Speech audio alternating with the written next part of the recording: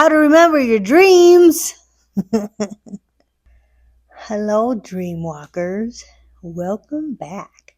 Today, I want to share with you some tips and tricks on how to remember your dreams. All right. For some people, it is easier to remember their dreams.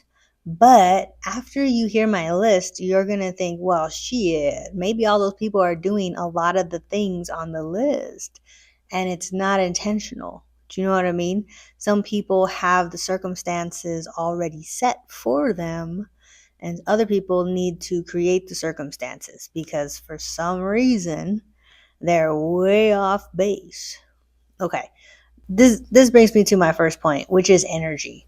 Your energy is a frequency. Your specific frequency has receptors to receive messages, like channels, stations on a radio, right? So when you have honed your energy to be very purely you, your frequency is louder and your receptors can receive better. The reason I'm talking about this is because sometimes we live with people who dilute our energy. Sometimes we sleep next to someone who dilutes our energy. And I know that it's not always in your control, but do what you can. See what's possible. How can you reconfigure your situation? Do you have an extra bedroom? Send that person to their own room at night when you want to dream, when you want to sleep. Because it's really important to keep your environment, your energetic environment, filled with your own intention. The person sleeping next to you might have a chaotic brain, right? Like they might have nightmares. They might have PTSD. I don't know. They might have things going on that are very strong energetic signatures that will,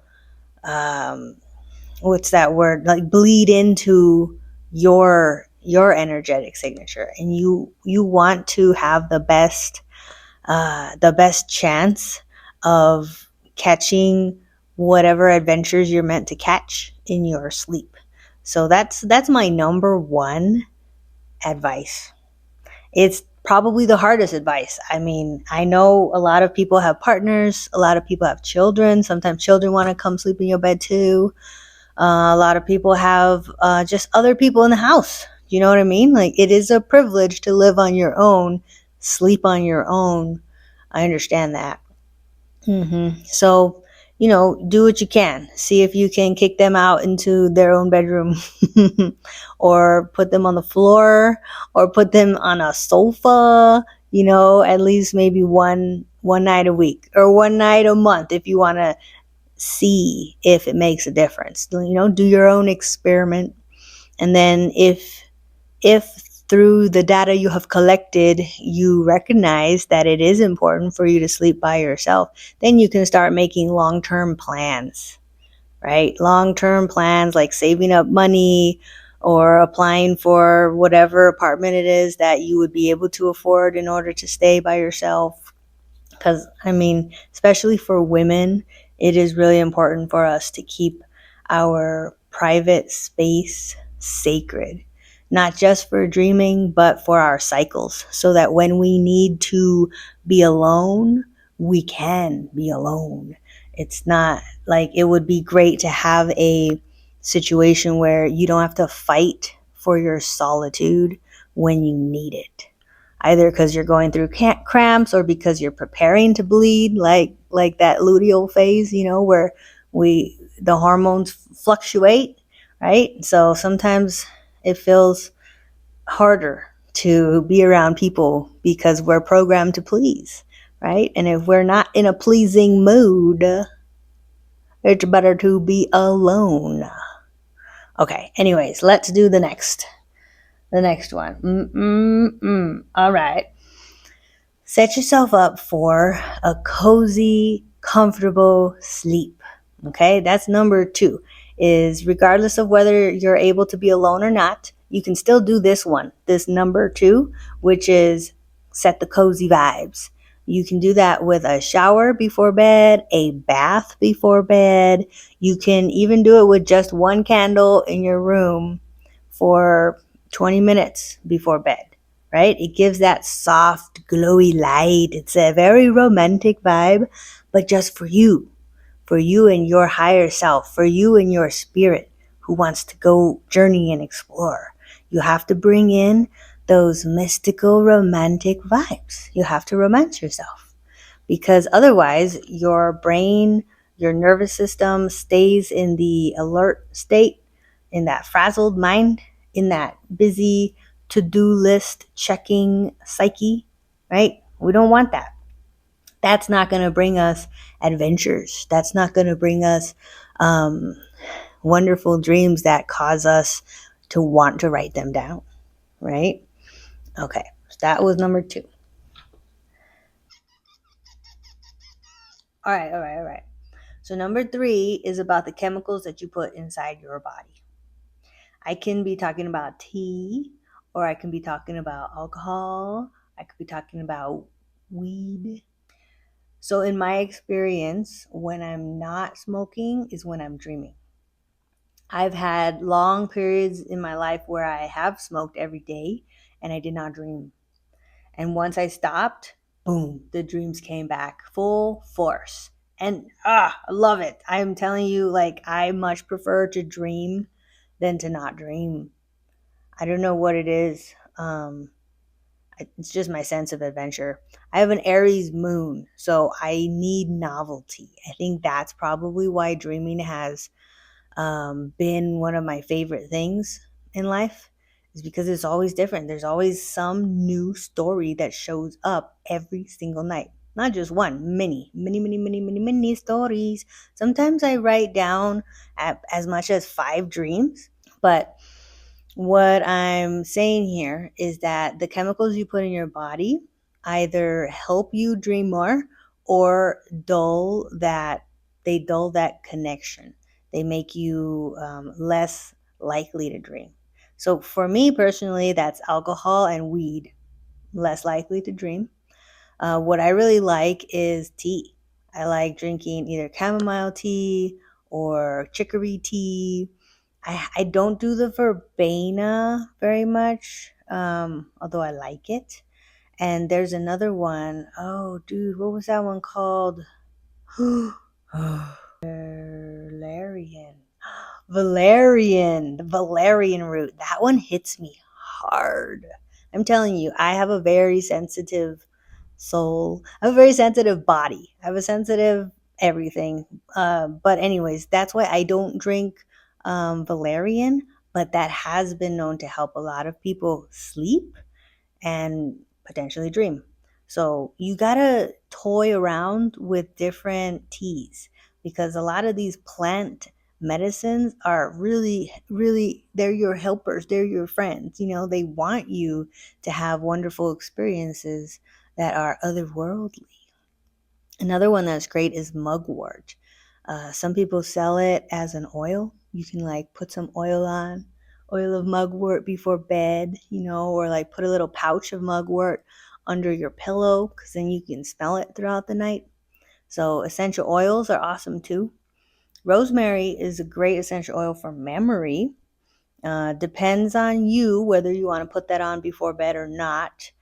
Some people might find it stimulating, but I think it will just help you with your memory. I can sleep with any of the essential oils. They're not too stimulating for me. I love essential oils. So it kind of falls into number 2, which is the coziness. Like, bring the scents and the smells that help you fall asleep. You can experiment with different incenses, whether you like the dark musky incenses or you like the floral incense, or the ones that are more like for church. Like if you grew up going to church like I did, you might like the frankincense and myrrh, things like that. Or if you grew up in some of the like Mexican cultures where they burn sage or they burn copal, maybe you want to burn some of that before bed. because it gives you that feeling of home, of family, of tradition. You just feel like very grounded, right? And those are all chemicals, right? That's how we smell with chemoreceptors. It just like your body takes it in and associates it somewhere in the brain, and whatever cascade of chemicals occurs after that depends on you. A lot of experimentation here, my friends. A lot of experimentation will help you figure out what conditions will bring you better into that dream world. Oh, the other thing is caffeine. Mm. Like I said, I'm sensitive to caffeine. It will keep me up. I'm sensitive to most things. So you got to figure out if caffeine is fucking with your dream time. And the only way to do that is to experiment with cutting it out and see what happens. For some people, the half life of caffeine can be like 12 hours. For me, I feel like it's 24, maybe even a little more. Um, but mostly, I don't do caffeine because it makes me feel like shit the next day. I just feel so tired. And it's because I didn't actually rest. Like um, my ability to actually rest was muted or stunted or blocked by the caffeine. There's a whole bunch of science language that I could put there, but I forgot it. But anyways, it's up to you. I had a friend once who could have coffee before bed. Like the coffee made him sleepy. Hmm. I don't know if he dreamed, but yeah, everyone's body is different. Number 4, darkness and silence. Earplugs are amazing if you're a light sleeper, and darkness is amazing if you can still see light when you close your eyes. I'm like that. I close my eyes and I'm like, I know there's a light pointing at me. And yep, it's the fire detector, the smoke detector. It has this little green light on it. It's like a huge eyeball staring at me in the middle of the night. I just can't stand it. I put stickers over it and block it out. There is actually studies about light receptors in our bodies. Like it doesn't matter if your eyes are closed, your skin can detect light. Isn't that weird? It's really cool. The reason they were studying it was for acupuncture, because you can do acupuncture without needles. Of course, then it would be like acupressure and light therapy. They've done it with lights. They put little lights on specific acupuncture points, and they have successfully treated people for things that way. So if you're afraid of needles, there are other ways. Using dark curtains, blocking lights, putting earplugs in, all of that will reduce the likelihood of you being awakened, of you being disturbed in the middle of an adventure. So that was number 4. Mm. Okay, number 5 is uh, therapies, like self care therapies, body therapies. This could be as simple as massaging your feet before bed. It induces that relaxation response. Your body goes into the rest and digest phase. It's really nice to rub lotion all over your body. Even just like rubbing the lotion is like a massage. You don't have to know massage techniques and like go in deep or do anything specific. You just rub the lotion on your arms, on your legs, maybe your neck, that induces that yummy feeling, and that's comforting. That will help you fall asleep. Massage your feet, or you can brush your hair. Brushing your hair is really nice. Even if you don't have long hair, if you have hard bristles, just running those along your scalp, it activates all of the acupuncture points that are on your scalp, and that induces this calming sensation. Kind of like, I don't want to say stimulates, but or activates, but kind of like wraps you up. You know how when you're petting a cat and you go from the head over the neck and the back, all the way the tail. You even do the tail really gently, but you can go all the way to the tip of the tail. Whoosh. There's something deeply satisfying and comforting in that, right? Because you're like, you're touching the whole thing, right? So with your head, if you're brushing the whole scalp very intentionally, getting all of the surface area of the scalp, you can get that same effect. It's very relaxing, and that will help you fall asleep and drop into the dreamwalker's realm, and hopefully be relaxed enough to stay asleep and enjoy your adventures thoroughly. Oh yeah, acupuncture. How many of you have fallen asleep during an acupuncture session? I have so many times. There's also times when I don't fall asleep because the needles kind of hurt, but that's where you have to figure out which practitioner you like. Every practitioner does needles differently. Some of them do painful, some of them you don't feel the needles at all. So I bring up acupuncture because it's a great way to relax your nervous system. For some reason, the body, it goes into this like deeply healing space when the needles are in, and you could bring that home. You can, while you're laying on the table, either fully awake or in that dozing off stage, you can notice how you feel. Notice how the needles are making you feel, how the therapy session is making you feel, and file that feeling away in your brain. Like, this is the relaxed feeling. This is that really nice calming sensation that washes over my entire body. I want to remember this sensation for later. So you put it in a little file somewhere in your brain where it's easy to retrieve. And then that night when you go to sleep, you're like, oh, I wish I could fall asleep easy, or I wish I could dream tonight. You're like, oh yeah, I have that file. Go retrieve that file and be like, oh, I feel so good. That calmness is washing over me. You really can just reactivate that sensation. It's wonderful. So, sweet little trick for you. Wow. All right, if you're having trouble actually getting to sleep, sometimes you can do some body hacks, like blink your eyes really fast and a lot for like 2 minutes. They'll get tired.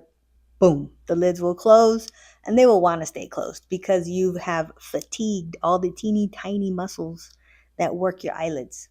So that's one tiny hack. The other thing is the guided meditation of the body. It's like a body scan. You can find one to listen to, or I could make one for you. Or you can just take yourself through each limb, right? My left leg is feeling heavy. I'm going to let it go. My right leg is feeling heavy. I'm going to let it go. And you do the same thing with your right arm and your left arm. You can do that with your chest, like the middle of my body is feeling heavy. I'm going to let it go. My head is so floaty. Sometimes I do the clouds image of, like, I imagine my pillow is a cloud and my head is really light, like a feather. I'm like, my light feathery head is laying on this very soft cloud. And for some reason, it feels a lot better to lay my head down that way than the reality, where, like, this is the pillow that I lay on every night. Yeah, it's just, a regular thing. Boring. Like, anyways, I really like imagery, and our body doesn't know what's real. Our body follows what our mind is convinced of. So if you're thinking something, believe it, and your body will follow suit. So many studies on that. Okay, just a few more for you here. In terms of going to the bathroom in the middle of the night, you can greatly reduce that by not eating or drinking at least 2 hours before bed. I know this sounds very, very simple, but sometimes it's hard. Sometimes you want a snack and then you want to sleep, right? So this is something you do if you are being woken up every single night, and it's bothering you. If you don't like it, then yeah, stop drinking and stop eating before bed, at least 2 hours. Or else you're just gonna be constantly interrupted, and you won't be able to slip into that deeper dream state that you want, right? The other thing is inflammation and bloating. All of that is caused by your diet. So if you do some kind of experiment with the food that you eat, you can figure out what makes you bloated, and you can figure out what makes figure out which food to eliminate so that your inflammation goes down. So inflammation is the thing that makes you feel tired, that makes you feel heavy. Inflammation makes your joints hurt. Inflammation makes your head hurt, and inflammation, I'm sorry to say, is caused mostly by sugar. And that's my kryptonite. I love sugar. So I have to find other ways to satisfy the sweet tooth. Like I have this chicory tea that I absolutely love. And I recently tried a new flavor called amaretto flavor, and it's sweet. Oh, and I love it. Like, I don't have to put any maple syrup, which, by the way, isn't as bad as cane sugar. So if you're struggling with adding sugar to stuff, try maple syrup as a small step, because that has a high glycemic index, so it doesn't impact your body for as long. It sort of like burns off faster, and it doesn't cause inflammation. But yeah, I'm talking about like eating fruit instead of something sweet. Like try to find those substitutes that help you reduce your sugar intake.